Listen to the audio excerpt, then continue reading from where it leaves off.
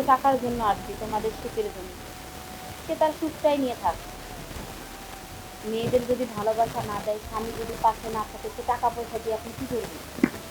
আপনি আমাকে উত্তর দেন ভাইয়া।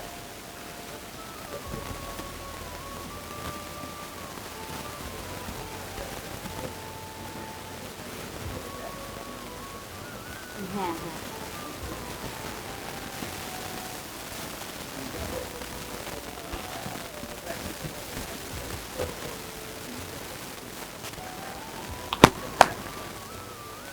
আমাকে কোনো টাকা পয়সাই দেয়নি, তার ভাইয়ের হাতে দিচ্ছে এবং তার মায়ের হাতে দিচ্ছে।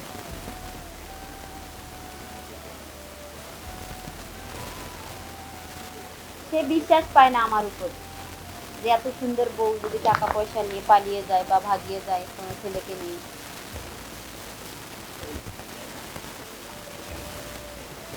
সে দেয় না, তার ভাই মা তাকে বুদ্ধি দেয় যে এত সুন্দর মেয়ে টাকা পয়সা নিয়ে অন্য ছেলেরে নিয়ে ভেগে যায়। অনেক সময় তো এরকম হয়, প্রবাসী স্বামীরা প্রবাসী থাকে, বউদের টাকা পয়সা নিয়ে হাতিয়ে নিয়ে বউরা অন্য ছেলেকে নিয়ে পালিয়ে যায়।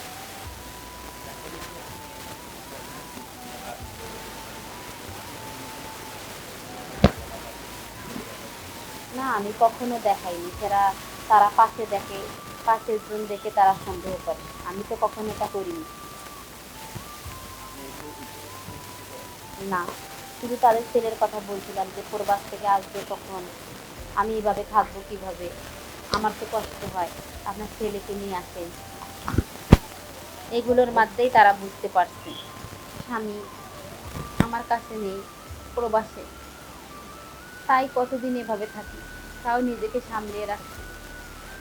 আমি দর্জির কাছে গিয়েছিলাম কাপড় সেলাতে, প্রায় প্রায় যাই, থ্রি পিস কেটে নিয়ে আসি, জামা কাপড় সব কিছু। একদিন হঠাৎ দর্জি আমাকে প্রস্তাব দিল যে ম্যাডাম, আপনাকে আমাকে অনেক ভালো লাগে। আসলে জীবনে চলতে গেলে কিন্তু একজন বন্ধু পাশে দরকার। আপনারাই বলেন, যদি পাশে একটা বন্ধু না থাকে তার জীবনটা অনেক কষ্টের হয়।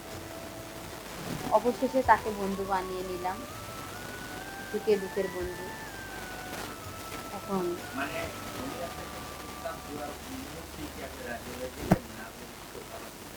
আমি কিছুটা ভেবে চিন্তে দেখলাম যে সে কি রকম, সে আমাকে কিভাবে চায়, শুধু আমার রূপের দেহের জন্য পাগল না আমার মনের জন্য।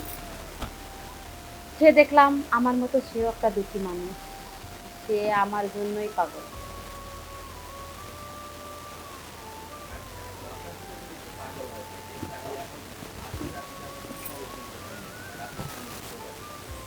এখন আমি ডিসিশন নিচ্ছি স্বামীরে ডিভোর্স দেব, দিয়ে এনারে বিয়ে করব।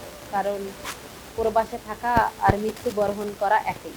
কারণ আমি জীবন্ত লাশের সাথে তো সংসার করতে পারবো না, তাই না?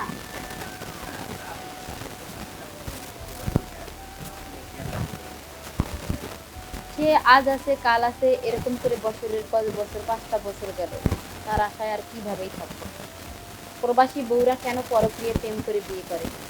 স্বামীকে কাছে পায় না বিধায় করে। তাদেরও তো একটা জীবন আছে। যদি এভাবেই থাকা লাগবে, তাহলে তো সে মেয়েটা বিয়ে করতো না ভাইয়া।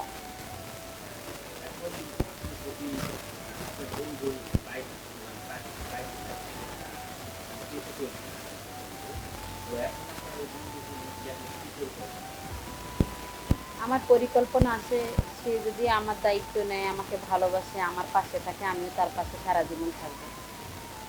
এতটুকুই দায়িত্ব।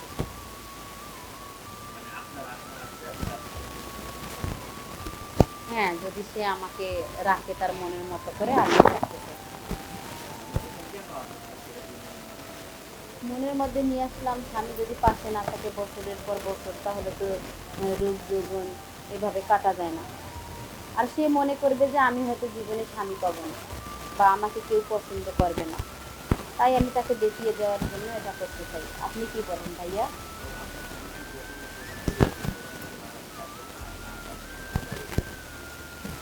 তার সাথে যোগাযোগ বলতে, সে সময় যোগাযোগ করে, সময় যোগাযোগ করে না। তার আশা আমি কিভাবে করব ভাইয়া?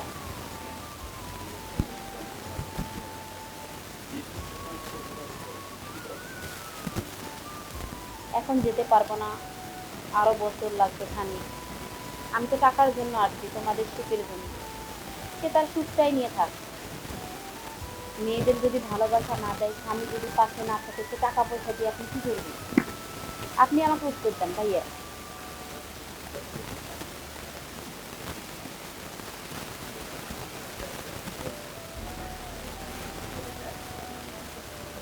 হ্যাঁ, হ্যাঁ।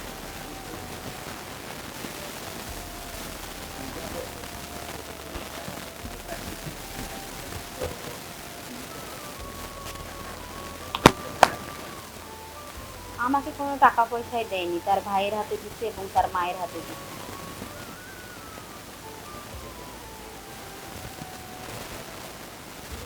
সে বিশ্বাস পায় না আমার উপর, যে এত সুন্দর বউ যদি টাকা পয়সা নিয়ে পালিয়ে যায় বা ভাগিয়ে যায় কোনো ছেলেকে নিয়ে।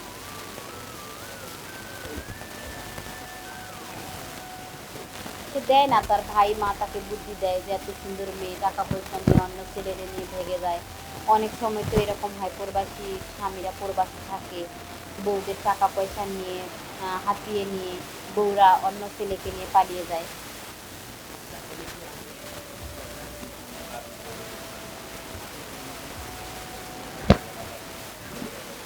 না, আমি কখনো দেখাইনি। তারা পাশে দেখে, পাশের জন দেখে তারা সন্দেহ করে। আমি তো কখনো এটা করিনি।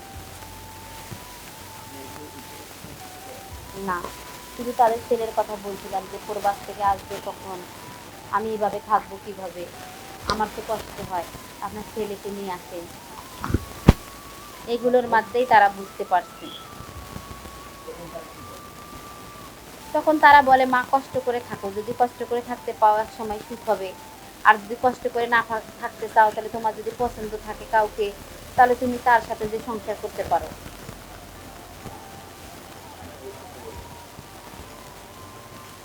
হ্যাঁ। জি।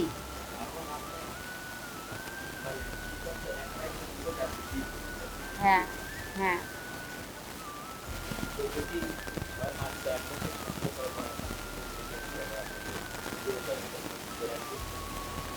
গ্যারান্টির উপর আমি ডিপেন্ড করি না, সে চলে যাবে, তার কপাল সে খাবে।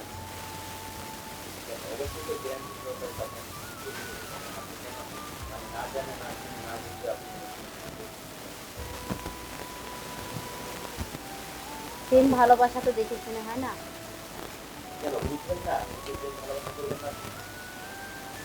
এটা ভাইয়া আমার পার্সোনালিটি, আমারটা আমি বুঝবো ভাইয়া। হ্যাঁ।